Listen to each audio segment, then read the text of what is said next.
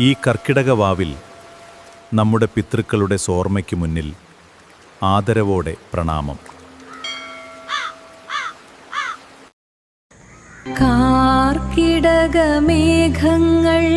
ഒരു ഓർമ്മ പോൽ പെയ്യുന്നു.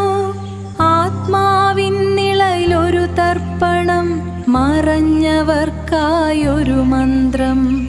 കാലം മായ്ക്കാത്ത ബന്ധങ്ങൾ എന്നിൽ ജീവിക്കുന്നു, ഈ മഴയിൽ അലിയുന്നു.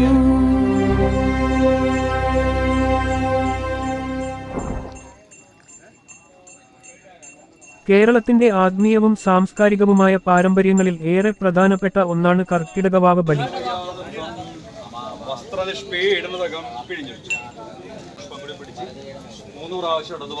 പിതൃക്കളെ സ്മരിക്കുകയും അവരുടെ ആത്മശാന്തിക്കായി ബലിതർപ്പണം നടത്തുകയും ചെയ്യുന്ന ഈ ദിവസം കേരളത്തിലെ വിവിധ ക്ഷേത്രങ്ങളിലും പുണ്യനദീതീരങ്ങളിലും ആചരിക്കപ്പെടുന്നു.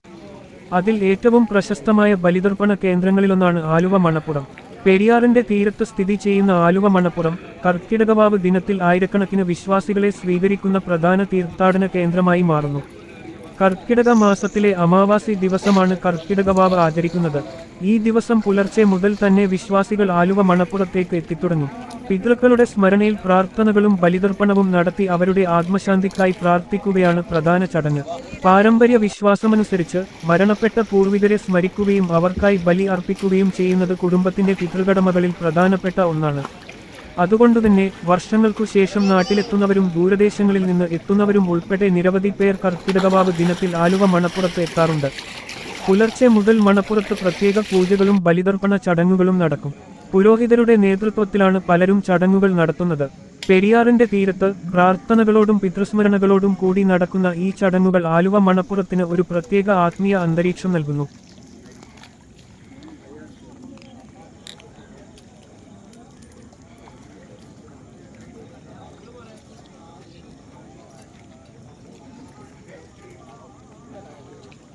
കർക്കിടകവാവ് ബലി ഒരു മതാചാരം മാത്രമല്ല, തങ്ങളുടെ ജീവിതത്തിൽ സ്നേഹവും കരുതലും നൽകിയ പൂർവികരെ ഓർക്കുന്ന ഒരു ദിനം കൂടിയാണ് ഇത്. കാലം മാറിയാലും തലമുറകൾ മാറിയാലും പിതൃസ്മരണയുടെ ഈ പാരമ്പര്യം ഇന്നും കേരളീയ സമൂഹത്തിൽ നിലനിൽക്കുന്നു.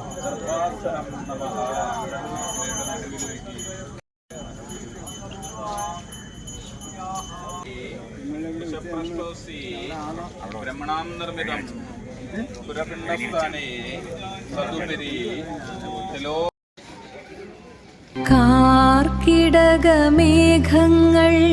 ഒരു ഓർമ്മ പോൽ പെയ്യുന്നു. ആത്മാവിൻ നിളയിലൊരു തർപ്പണം, മറഞ്ഞവർക്കായൊരു മന്ത്രം.